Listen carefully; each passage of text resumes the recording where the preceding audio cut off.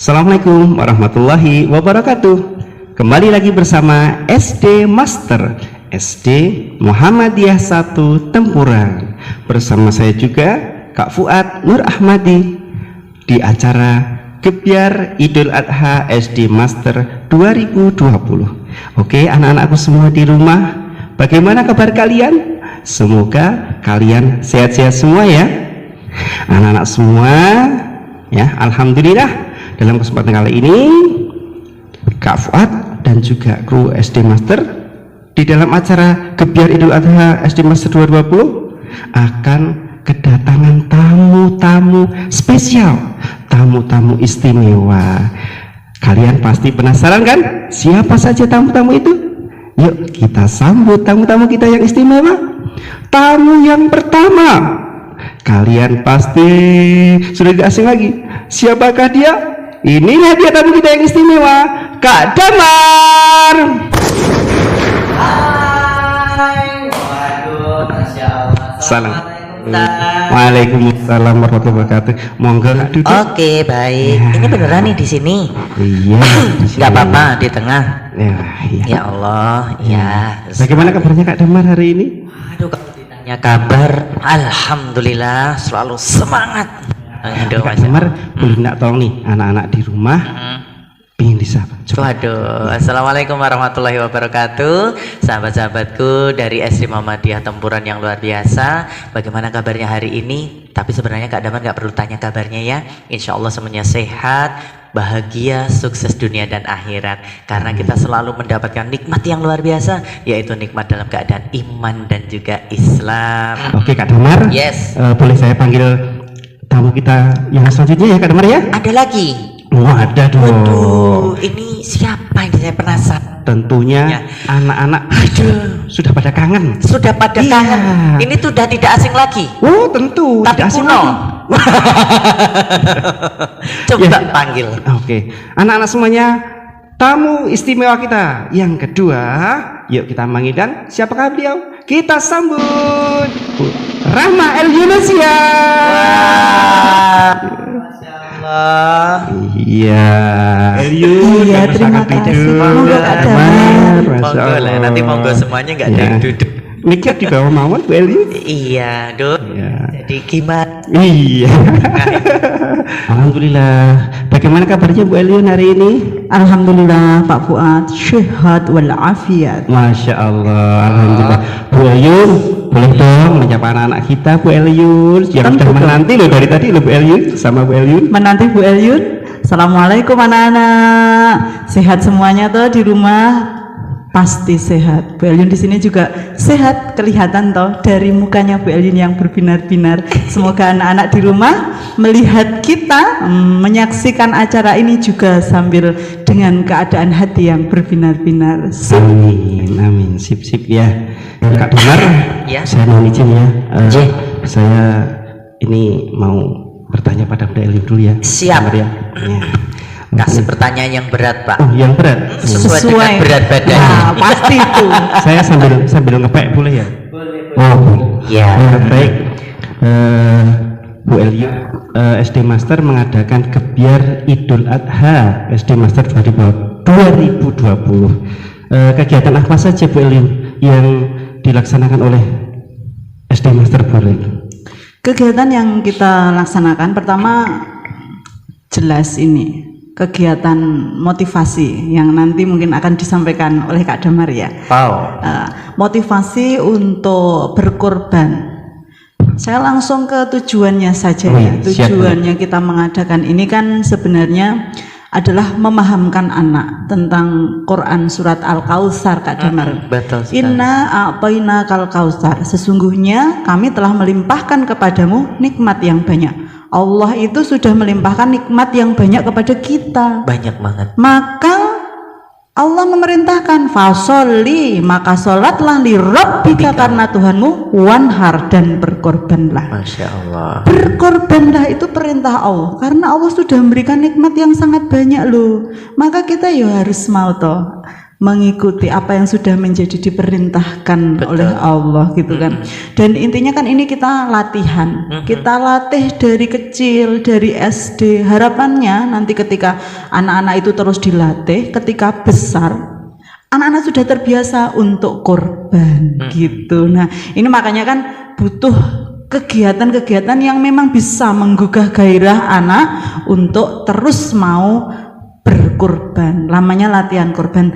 Dan kita mengadakan seperti latihan korban bagi anak-anak kita, walaupun di masa pandemi harapannya anak-anak itu terus mau berlatih, walaupun kan kita itu di masa longgar dan di masa sempit harus tetap mau gitu ya, harus tetap mau mengelapangkan apa yang menjadi hak kita untuk besok menjadi hak kita di akhirat, kayak gitu. Nah besok itu alhamdulillah kita akan ada pemotongan hewan kurban, dan alhamdulillah ternyata orang tua itu antusias, dan alhamdulillah besok insya Allah tasyrik ketiga kita mengadakan pemotongan hewan kurban. Masya Allah, gitu. luar biasa. Terima kasih keren, Bapak Ibu Master. dan anak-anak semuanya. Masya Allah. Terima kasih Bu Elyun ya. Anak-anak semuanya, setelah itu tadi Bu Elyun menjelaskan dari A sampai Z tentang kegiatan SD Master yang mulia ini. Sekarang tiba gilirannya. Waduh. Nah, yang sudah kita tunggu-tunggu ini. Nah, ditunggu loh Kak anak-anak ya. Aduh. Kira-kira apa yang ditunggu? Jadi deg-degan. Siap Oke. Kak Damar? Ini nanti berbagi cerita sama anak-anak yang ada di boleh, rumah. boleh. Oke, baik. Insya Allah siap. Oh, anak-anak siap ya? Selamat menikmati. Iya, waduh tadi kemana ini kok saya ditinggalin sendiri. Aduh, untung masih ada anak-anakku yang luar biasa, adik-adikku yang luar biasa, tetap ada di rumah, tetap di depan layar kalian, tapi jangan digunakan untuk main game. Kita hari ini mau belajar bersama-sama ya. Baik, hari ini kita akan berbagi cerita. Judulnya Menjadi Matahari. Loh, Kak Damar, kok judulnya Menjadi Matahari? Ya, karena matahari itu luar biasa. Apanya? Nanti makanya. Baik, kita dengarkan bareng-bareng. Yuk, coba teman-teman yang di rumah, kita biar duduk rapi, semuanya bareng-bareng, kita sambil konsentrasi. Yuk. Kak Damar punya 2 bola, namanya bola mata. Bisa ku tutup, bisa ku buka. Kalau ku tutup gelap gulita, kalau ku buka ku lihat semua yang cantik-cantik, yang ganteng-ganteng. Ada anak kelas 1, horenya mana? Semuanya harus bilang hore gitu ya. Diulangi bareng-bareng di rumah. Ada anak kelas 1, horenya mana? Waduh, kenceng banget, sampai sini kedengeran loh. Ada anak kelas 2, horenya mana? Waduh, sampai ada yang lompat-lompat begitu. Masya Allah. Ada kelas 3, 4, 5, 6, gayanya mana? Gaya bukan hore lo ya, gaya. Ada yang gayanya begini, apaan tuh? Aduh, Masya Allah. Ya sudah, kita mau berbagi cerita. Yuk bareng-bareng teman-teman, 2 tangan ke atas. Sekarang di pinggang sayangku, pinggangnya di sini, pinggang ini pundak. Oke, konsentrasi. 2 tangan ke atas, sekarang di pinggang. Naikkan ke bahu, bahunya di sini. Angkat di kepalamu. Ayo, yang kanan ke atas, yang kiri menyusul. Lanjut, ayunkan ke depan, dilipat keduanya. Konsentrasi, kita akan mendengarkan cerita Menjadi Matahari.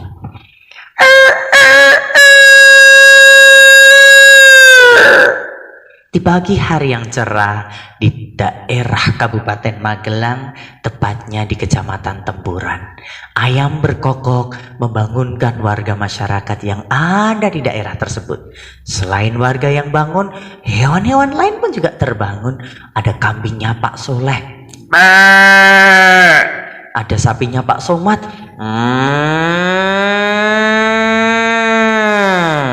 ada hewan apa ini? Kalau teman-teman tahu nggak ini suaranya seperti ini? Iya, hewan kalkun, betul sekali. Nah teman-teman, ada seorang anak yang cantik dan luar biasa. Dia sekolah di SD Master. SD kita semua nih, namanya adalah Mbak Anissa. Mbak Anissa ini anaknya kelas 3 SD. Dia kemarin adalah alumni Corona.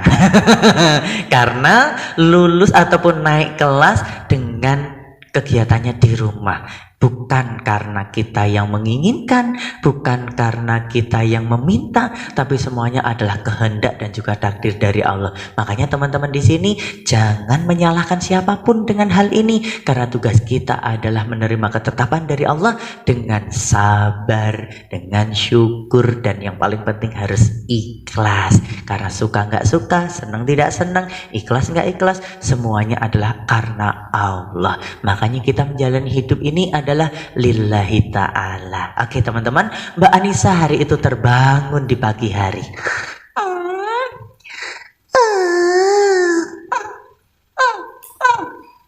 Ting, ting, wah, sudah pagi. Teman-teman, kalau di rumah bangunnya dibangunin atau sudah bisa bangun sendiri?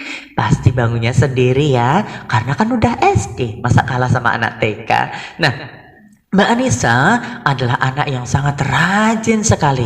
Tapi dia biasanya kalau punya keinginan, punya sesuatu yang diinginkan, kadang mohon maaf sekali masih kurang sabar ketika meminta kepada orang tua. Jangan-jangan teman-teman juga ada nih yang kayak Mbak Anissa. Toeng, toeng, toeng, toeng. Coba diinget-inget. Insya Allah tidak ya, semuanya solih-solihah ya. Nah, lanjut ke Mbak Anissa. Mbak Anissa pun terbangun dari tidurnya dan dia segera bersiap-siap untuk apa? Teman-teman kalau mengingat lagu, ada yang masih ingat ya lagunya begini? Bangun tidurku terus mandi, tidak lupa menggosok gigi. Sekarang kita ganti yuk. Bangun tidurku terus berdoa. Karena apa kok berdoa? Karena itu wujud dari rasa syukur kita diberikan kehidupan kembali oleh Allah Subhanahu wa taala. Doanya bangun tidur bisa? Yuk bareng-bareng yang di rumah. Yang bunyi nanti dapat hadiah loh ya. Hadiahnya doa. Wih, yuk. Allahumma barik lana. Keliru. Alhamdulillahilladzi ahyana ba'dama amatana wa ilaihi nusur. Amin. Tidak lupa baca doa, dilanjutkan dengan apa? Dengan bergegas menuju tempat wudhu. Karena kita mempunyai kewajiban, yaitu sholat subuh. Mbak Anissa pun berjalan menuju pintu keluar dari kamarnya. Pintunya dibuka. Sudah ada ibunya yang sangat cantik, sangat salihah, sudah menunggu di depan pintu dengan membawakan sepiring makanan. Anak ibu sudah bangun. Ibu bawa apa? Ibu hari ini sudah selesai masak. Ibu mau siap-siap pergi ke masjid. Oh iya, aku ikut. Ya harus dong sayang. Hari ini kok sudah bisa bangun sendiri? Kan biasanya adik bangun. Malu, aku kan udah kelas 3. Apalagi aku sekolah di SD Muhammadiyah Tempuran. Namanya SD Master. Nanti kalau aku gak bangun sendiri dibangunin ibu, nanti kata teman-temanku gimana? Cie, yang udah kelas 3. Ya udah sana wudhu dulu. Iya, ibu. Ya sayang. Aku kangen sama ayah. Tidak apa-apa, ibu juga kangen sama ayah. Tapi mau bagaimana lagi? Ayah belum boleh pulang karena di tempat kerja ayah yang di luar negeri memang belum diizinkan untuk keluar masuk negara tersebut. Karena COVID-19 ini ya bu? Iya. Nyebelin banget ya bu. Nggak boleh seperti itu sayang. Tugas kita tidak boleh menyalahkan siapapun di sini. Kita harus menerima dengan sabar. Iya deh, semoga ayah diberikan kesehatan. Kemarin kan udah telepon, ayah sehat-sehat saja. Iya, aku kangen. Besok kalau pulang, aku mau dibeliin ini, beliin itu, beli baju baru, beli ini dan sebagainya. Ibu. Iya. Aku ingin beli baju baru ya bu. Boleh. Hari ini. Besok kalau hari ini nggak bisa, mungkin 1 minggu sampai 2 minggu lagi. Ibu. Kenapa? Aku pengennya belinya sekarang. Nggak boleh sayang, ibu bisa saja membelikanmu hari ini, tapi kamu harus belajar nabung dulu, belajar prihatin dulu, karena tidak setiap keinginanmu harus ibu penuhi. Karena teman-teman harus tahu ya, tidak setiap keinginan itu adalah kebutuhan, dan orang tua juga harus paham, tidak setiap keinginan anak harus kita turuti. Perhatikan apakah itu hanya keinginan atau memang itu adalah kebutuhan. Jadi orang tua dan juga anak-anakku, pahamilah bahwa yang namanya keinginan tidak selalu harus dituruti. Ibu. Aku nggak mau sholat subuh kalau nggak mau dibelikan baju nanti siang. Kalau nggak mau sholat subuh, ya terserah, kan kamu udah gede. Allah memerintahkan kita lewat Nabi Muhammad dianjurkan untuk sholat di usia 7 tahun. Kalau sudah 10 tahun nak, ibu boleh kok mukul anak ibu, tapi di kaki ke bawah. Karena apa sayang? Karena kita ternyata tidak melaksanakan perintah dari Allah. Tapi Bu, ya udah aku mau sholat tapi nggak mau ngaji. Itu lebih rugi lagi. Memangnya kenapa? Barang siapa yang pandai baca Al-Quran, nanti akan dibuatkan rumah di surga dari emas dan berlian. Dan nanti kamu juga akan memberikan hadiah untuk bapak ataupun ibumu, yaitu berupa mahkota dan jubah kemuliaan bertabur cahaya. Mbak Anissa pun cemberut karena keinginannya tidak diturutin. Orang tua, kalau anak-anak kita nangis, merengek-rengek, ketahuilah bahwa itu adalah senjata anak. Kalau diturutin apa yang akan terjadi? Besok-besoknya lagi nih, dia akan melakukan hal yang sama untuk keinginannya supaya dituruti. Maka dari itu orang tua ketika anak kita nangis, nggak usah dimarahin. Biarin aja, karena memang itu adalah emosi negatif yang harus dikeluarkan. Karena ibu-ibu perlu pahami bahwa tidak ada sejarahnya anak mati gara-gara menangis ya. Jadi ibu bapak paham bahwa setiap keinginan anak harus dituruti. Nah, Anissa pun pergi dengan menggerutu hari itu. Kenapa kok menggerutu? Karena keinginannya tidak terpenuhi. Nah teman-teman, ada yang suka ngambek sama bapak ibu kalau keinginannya nggak diturutin. Dia pun pergi berangkat ke masjid dengan perasaan marah dan kecewa. Ibu nyebelin, kok mau beliin baju. Coba kalau ayah di rumah, ayah beli baju. Ya, mau berapa? Pasti kayak gitu. Ibu mau pelit. Sebenarnya ibu kita bukan pelit sayang. Ibu kita sedang mengajari kita untuk prihatin. Kan ibu tadi nggak bilang nggak mau, tapi lain kali ya, 1 minggu lagi ya, bukan hari ini. Nah itu kan, karena ibu pasti akan memberikan yang terbaik untuk putra putrinya. Ketika itu terdengarlah suara adzan dari kakeknya.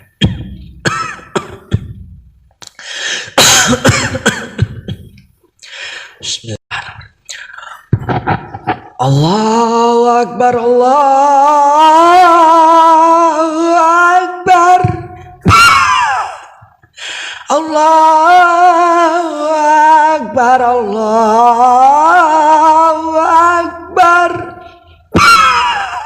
Sang kakek adzannya sampai batuk-batuk. Nah ini para pemudanya kemana? Anak-anaknya kemana? Tolong dong yang merasa anak laki-laki yang kuat, bangun tuh sebelum sholat subuh, sebelum adzan, datang ke masjid, ambil mic-nya, kumandangkan adzan dan iqomah, panggil orang-orang untuk melaksanakan sholat subuh. Supaya apa? Supaya kita mendapatkan pahala yang luar biasa. Nah setelah itu sang kakek pun melihat siapa?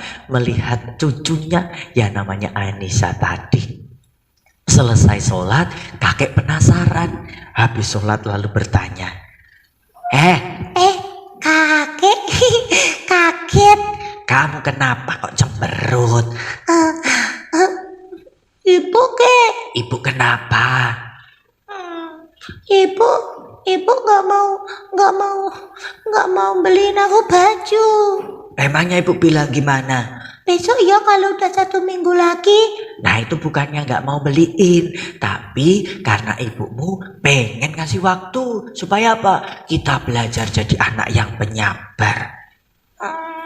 Gini tak kasih tahu. Kamu masih punya baju ndak? Masih. bagus atau jelek? Bagus, Bisa dipakai. bisa. Di luar sana, di daerah sana, banyak anak-anak yang tidak seberuntung kita.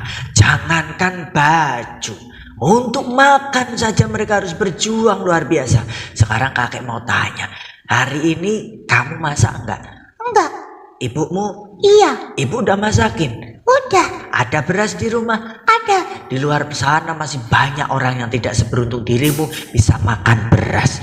Di Palestina, di daerah Suriah, banyak anak-anak yang tidur dengan kelaparan.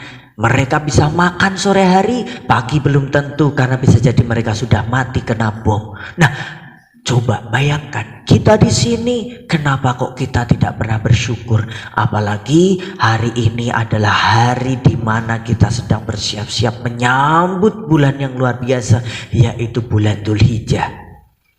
Bulan Dzulhijjah, Ha-ha. apa itu kek? Bulan Dzulhijjah adalah bulan yang sangat luar biasa, yang sangat banyak pahalanya kalau kita melaksanakan ibadah-ibadah, terutama ibadah sunnah di bulan tersebut. Memangnya ada kegiatan apa? Besok sebentar lagi kita akan melaksanakan hari raya Idul Kurban. Ah, Idul Kurban? Oh, Yang beleh itu kek? oh iya, kamu pernah lihat? Oh, Pernah. sekarang kakek mau tanya. Bentar, Apa?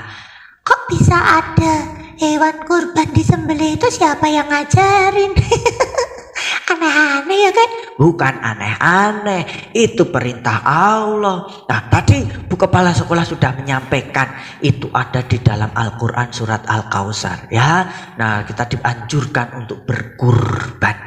Nah, ini ada peristiwa yang luar biasa yang mendasari terjadinya kurban. Yaitu kalau tidak salah kakek coba ingat-ingat, itu ada di Al-Quran surat As-Saffat. Tentang siapa itu kek? Tentang Nabi Ibrahim. Ah, Nabi Ibrahim kenapa? Nabi Ibrahim diuji dengan kesabaran yang luar biasa. Punya anak lama banget nih. Oh ya, Nabi Ibrahim itu ayahnya Nabi Ismail ya kek? Ya pinter. Hari itu adalah hari yang luar biasa bersejarah bagi umat Islam. Kok bisa? Nah, kakek mau ceritakan sedikit buat kamu, nak. Iya sih, tapi kalau bagus nanti aku ceritain lagi ya kek. Oh, pasti dong. Nah, teman-teman dan sahabat-sahabat semua, hari raya Idul Kurban memang didasari jauh sebelum Nabi Ibrahim ada putranya, Nabi Adam alaihissalam yang berkurban di atas gunung. Tapi cikal bakalnya itu diambil dari peristiwa bersejarah, yaitu peristiwa tentang Nabi Ibrahim yang akan menyembelih anaknya. Kakek. Ya, Oh, masa anaknya disembelih? lah memang seperti itu kok kisahnya. Tetapi nanti mati. Lah ya itulah, ceritanya belum selesai. Oh iya, lanjut kek. Ya, Nabi Ibrahim amat sangat mencintai putranya yang bernama Ismail alaihissalam. Nabi Ismail adalah putra yang sangat dicintai karena lama sekali Nabi Ibrahim untuk mempunyai seorang anak. Bahkan ketika lahir pun Nabi Ibrahim juga tidak melihat beliau. Karena Nabi Ismail bersama dengan ibundanya, Ibunda Hajar, ada di kota yang belum pernah disentuh oleh orang. Di sana masih berupa gurun pasir, yang mana ada peristiwa tentang Nabi Ismail menangis, haus, tapi air susu ibunya tidak keluar. Ibunda Hajar berlari ke sana kemari, yang di dalam peristiwa itu dikenal dengan ibadah dalam ibadah haji, namanya adalah sa'i dari Bukit Safa menuju Bukit Marwah. Karena peristiwa itu akhirnya Nabi Ismail pun atas izin Allah ternyata kakinya dihentakkan ke dalam tanah, ke atas tanah. Keluar dari tanah itu adalah air yang luar biasa. Ibunda Hajar pun kaget dan berkata, Yam-yam, yang artinya berkumpul. Selamatlah Nabi Ismail beserta Ibunda Hajar. Sampai suatu ketika Nabi Ibrahim pun bertemu dengan putranya yang amat dicintainya, menjadi sosok anak-anak yang riang gembira dan penuh dengan kebahagiaan. kebahagiaan, berperilaku baik, berbudi pekerti luhur, taat dan patuh terhadap orang tuanya. Oh gitu. Nabi Ibrahim dan Nabi Ismail juga orang yang pertama kali membangunkan Ka'bah ataupun tempat umat Islam saat ini menuju waktu sholatnya itu apa namanya? Apa? Kiblat. Pinter, gue sekolah nanti tuh kok pinter kaya ngono. Di SD Master. Nanti meneh gue SD Master. SD Muhammadiyah Tempuran. Ya, rasalah kowe sekolah kono. Pinter. Nah, lanjut ceritanya. Akhirnya Nabi Ismail pun mengikuti jejak ayahnya, mengembala kambing, dan juga luar biasa bentuk takwanya pada Allah, bentuk baktinya terhadap orang tuanya. Wah, keren, luar biasa. Hingga suatu ketika Nabi Ibrahim ketika melihat putranya yang amat dicintainya sudah tumbuh menjadi remaja yang ganteng, Allah pun menguji keimanan. Keimanannya siapa? Keimanannya Nabi Ibrahim alaihissalam. Allah pun masuk lewat mimpi. Nabi Ibrahim, kuperintahkan kau untuk menyembelih anakmu. Nabi Ibrahim kaget. Lek kaget. Ngono ke. Ya ora ngerti om mbah kakung ra ono kok. Oh, kirain kaget. Iya, lanjut. Nabi Ibrahim masih belum percaya karena loh, Gusti Allah ki kepiye? Allah itu gimana sih? Wah, aku punya anak len jaluk kok nyembelih. Lah iya, terus gimana sih Allah itu? Masa merintahin bapaknya kok nyembelih anaknya? Ya iya ya. Wah, akhirnya Nabi Ibrahim masih galau, gundah gulana, bingung. Wah, aku harus gimana ini? Masa anakku tak sembelih? Wong ini aja anaknya Gusti Allah yang dititipkan pada saya. Lu kok tak sembelih ini Allah tuh gimana? Nabi Ibrahim tetap mencoba untuk berhusnudon, berbaik sangka, tawakal dan terus tawakal. Sampai akhirnya Allah pun mengulangi kembali. Nabi Ibrahim pun juga didatangi di dalam mimpinya untuk menyembelih Ismail kembali. Waladalah, bayangkan. Hati ayah mana yang tidak hancur diperintahkan untuk menyembelih putranya yang amat dicintainya. Kamu kenapa, Ndo? Utina dibelah. Tenang, itu hanyalah perintah untuk Nabi Ismail. Kamu gak mungkin disembelih sama ibumu. Oh iya, yang disembelih kambing ya kek. Ya betul. Akhirnya Nabi Ibrahim bingung, ragu. Piye iki? Bagaimana ini? Apakah aku tanya sama anakku? Tapi kalau dia nanti, waduh. Hingga akhirnya Nabi Ibrahim pun memantapkan hatinya untuk bertanya kepada Nabi Ismail, putranya yang amat dicintainya. Wahai Ismail, anakku, datanglah kemari. Ya ayah. Ada apa ayah? Silakan duduk di sini ayahku, anakku. Ya ayah. Wahai Ismail, kamu tahu tugas ayah sebagai seorang nabi dan rasul? Ya ayah. Ayah mendapatkan perintah dari Allah yang sangat berat untuk aku sampaikan kepadamu. Sampaikan saja ayah. Tapi nak, ayah masih belum kuat nak untuk menyampaikan ini. Ayah, kalau itu memang datangnya dari Allah, laksanakanlah. Baik anakku, bagaimanakah pendapatmu jika ayahmu ini yang sangat mencintaimu sebagai putra kesayangan ayah diperintahkan oleh Tuhan Sang Pencipta kita, Allah semesta alam ini, untuk menyembelihmu, putra kesayanganku? Laksanakan ayah, karena memang itu perintah dari Allah. Kamu ikhlas nak? Insya Allah.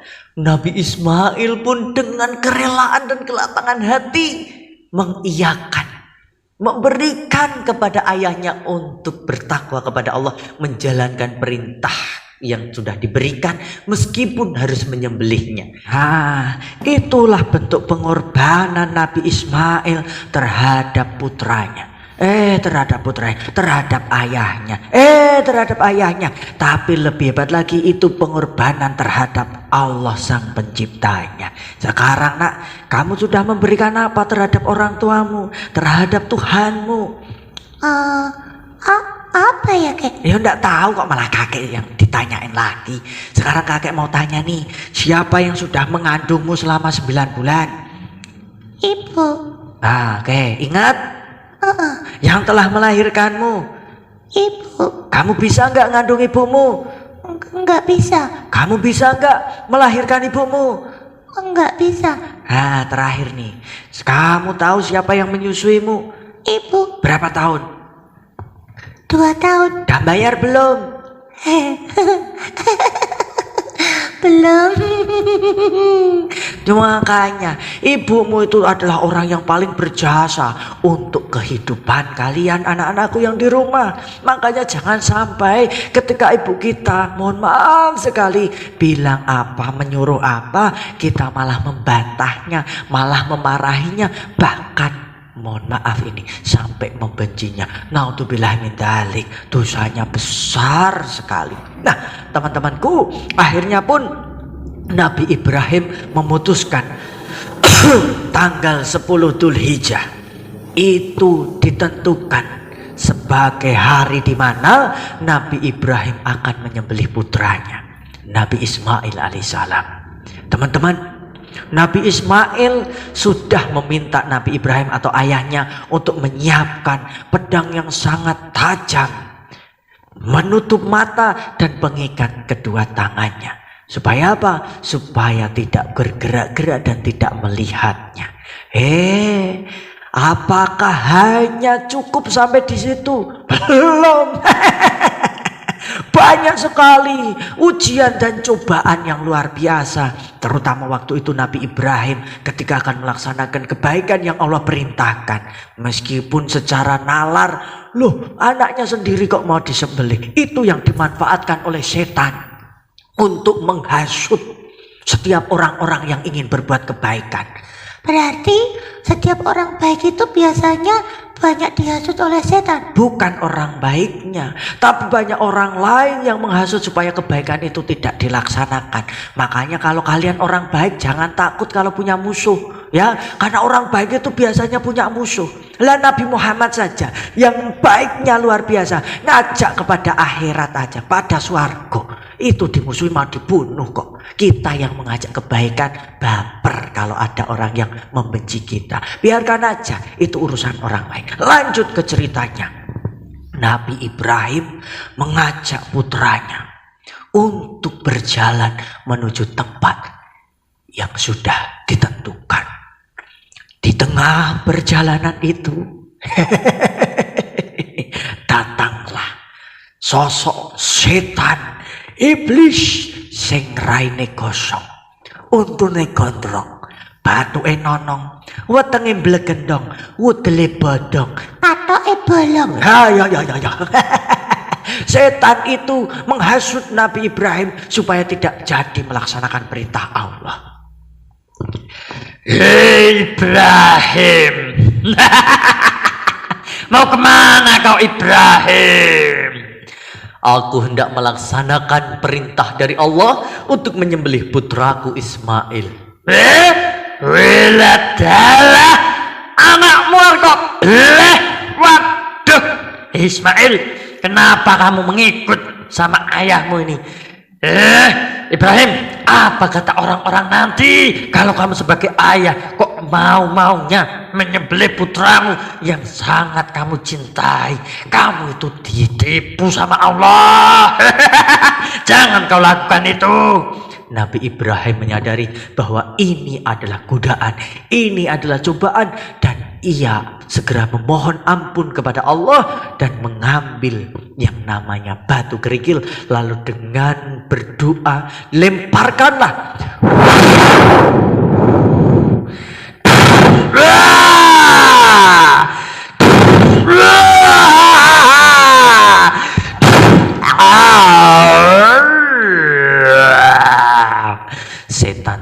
pun akhirnya hilang.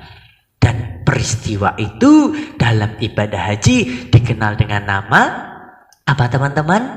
Melempar jumrah. Nah, akhirnya Nabi Ibrahim sampailah ke tempat yang sudah ditentukan dan bergegas mengambil pedang yang luar biasa tajamnya, ditutup matanya Nabi Ismail, diikat kedua tangannya, dan dengan mengucap kalimat Allah Bismillahirrahmanirrahim, takbir, Allahu Akbar, Allahu Akbar. Nabi Ibrahim, kenapa kamu nak?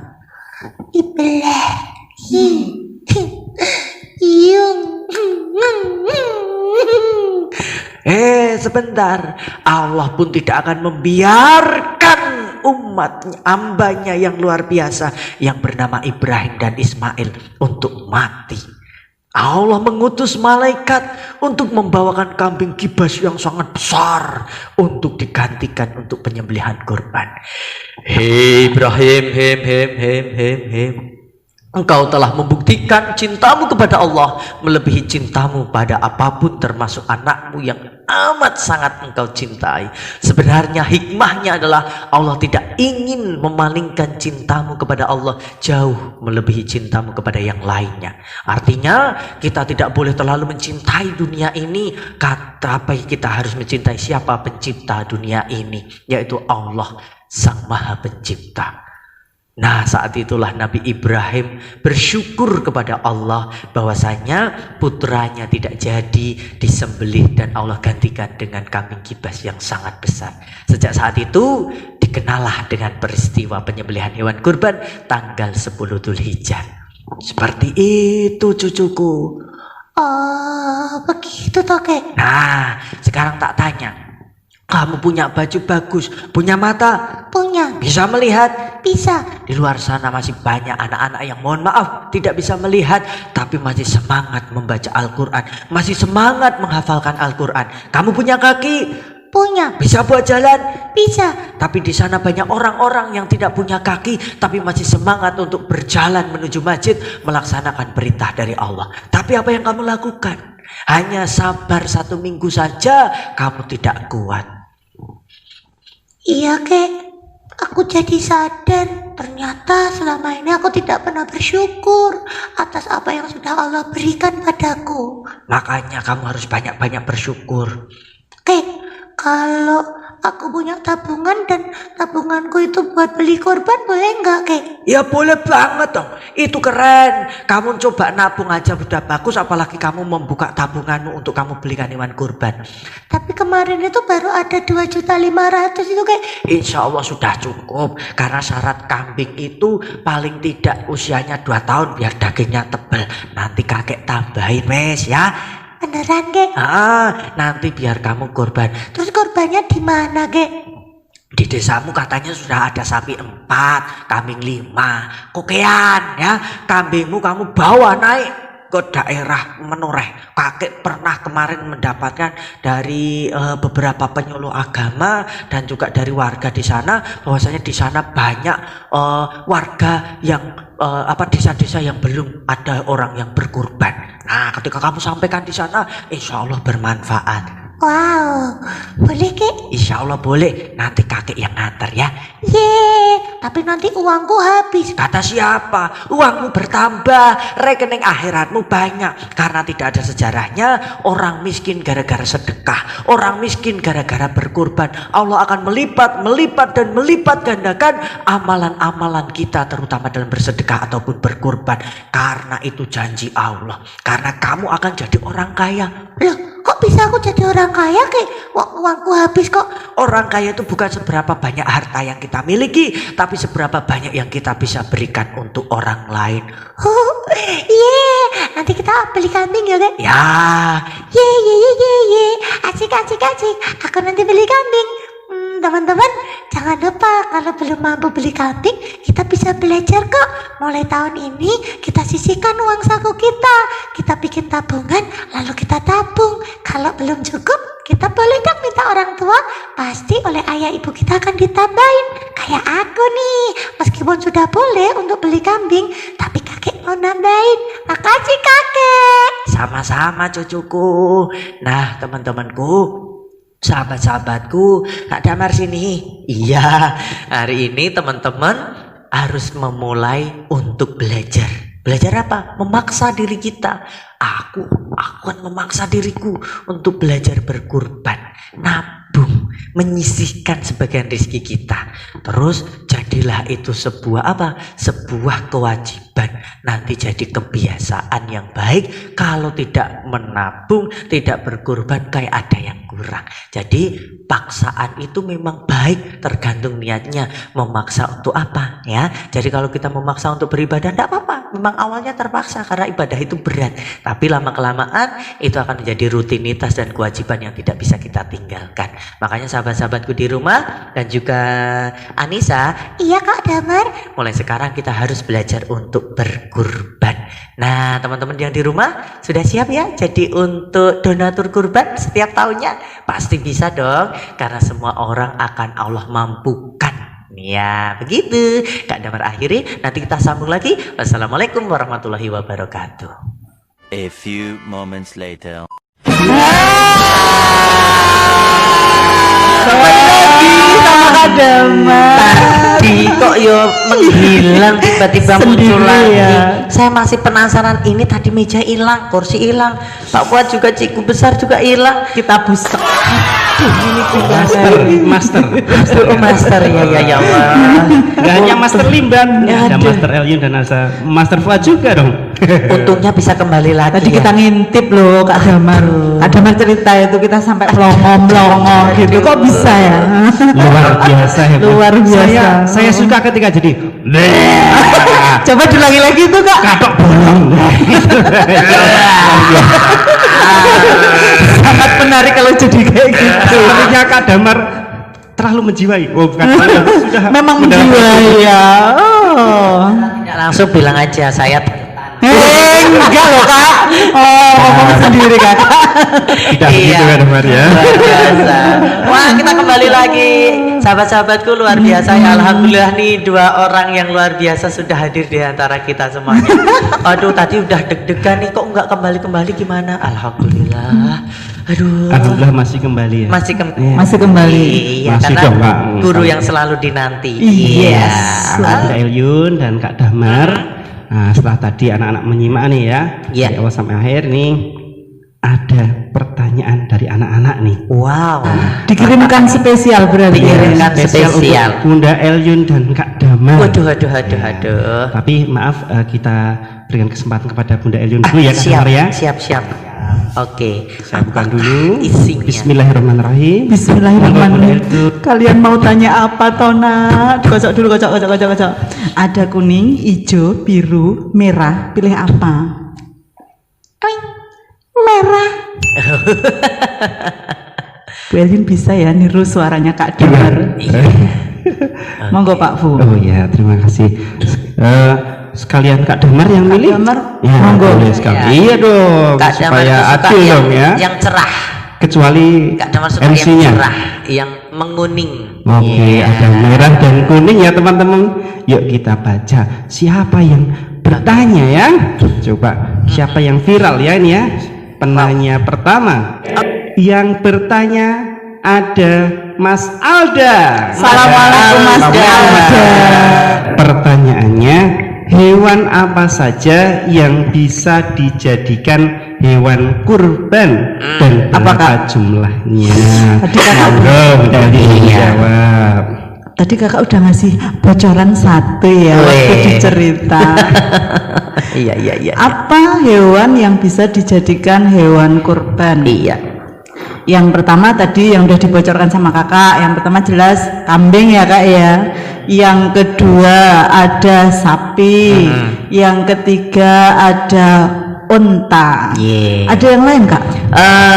Unta itu lebih diutamakan. Oh berarti yang harus disebutkan pertama hewan Unta kurban dulu. yang bisa untuk menjadi korban adalah yang pertama adalah unta, Unta. yang Terus kedua apa? sapi. Sapi, yang ketiga baru Kambing. Oh, kalau tadi itu urut kecilnya, Iya. kalau ini urut utamanya gitu ya. Tapi luar biasanya Allah itu memberikan perintah itu selalu memudahkan Bunda. Gitu. Jadi kalau unta itu bisa untuk kolaborasi bareng-bareng Bareng-bareng 7 satu unta untuk sampai 10 orang. oh gitu ya Kak. Kalau Berarti unta 7 sampai 10 bisa sampai orang. 10 orang. Betul. Sampai lupa ya nih. Tadi terima kasih Bunda Elin sudah menjawab ya pertanyaan dari Mas Alda. Sekarang giliran Kak Damar nih yang dapat hadiah dari anak-anak nih. Saya bukakan pertanyaannya dan saya bacakan ya anak-anaknya. Siapa ini yang bertanya? Wow, yang Namanya adalah? bertanya di situ ada Mas Dani. Halo Mas Danis. Ya. Assalamualaikum Mas Danis. Oke, Itu Kak. Danis itu ada kepanjangannya. Iya? Apa? Damar Mani. Bisa aja. Iya. Hai Mas Danis. Bisa aja Kak Damar. Ya, begitu. Ya. Pertanyaannya Kak Damar Iya. dari Mas Danis.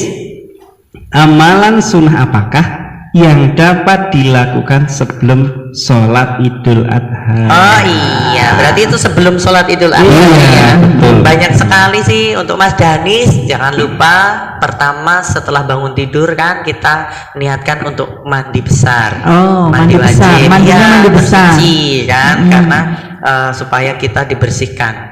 Semuanya bukan hanya wudhu tapi seluruh badan Iya, kita. Supaya niat kita juga ikut kita bersihkan. Iya, Nah, betul betul. terus yang selanjutnya Mas Danis nggak usah makan dulu ya, nggak usah makan dulu. Nggak boleh sarapan? Bukan nggak boleh, tapi dianjurkan untuk tidak sarapan dulu. Iya, Sunnahnya- sunnahnya begitu. Puasa dulu gitu ya. Betul. Nanti setelah pulang silahkan ya. Ah. Tapi yang paling penting adalah itu. Kalau Mas Danis kan laki-laki, berarti boleh pakai wangi-wangian. Parfum gitu Parfum. ya. Tadi kan sudah mandi, Mandi. tidak sarapan dulu, terus pakai wangi-wangian, pakai baju yang paling bagus. Terbagus gitu ya. Yang paling bagus. Nggak harus baru Ya, tapi harus kan. baru Kak. yang paling bagus yang dipunyai Mas Danis, terutama yang bersih, yang suci, yang ya istilahnya cerah seperti itu. Boleh nggak pakai batik? Boleh. Boleh. Ya nggak boleh kalau nggak pakai baju.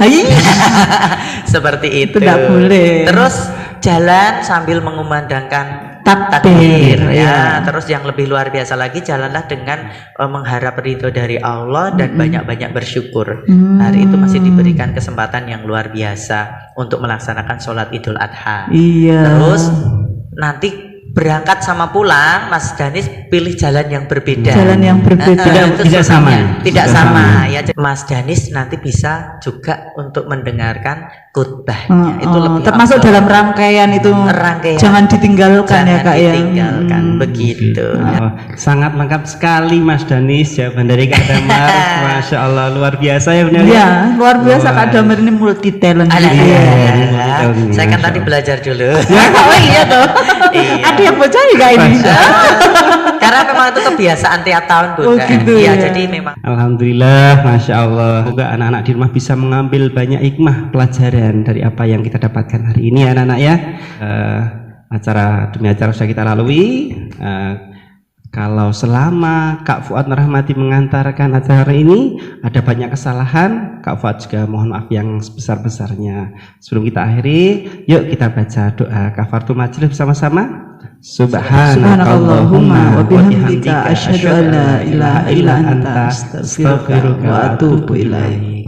Sekian dari saya Kak Fuad, Bunda Eliun dan Kak Damar. Sampai ketemu lagi di lain kesempatan. Assalamualaikum Assalamualaikum warahmatullahi wabarakatuh.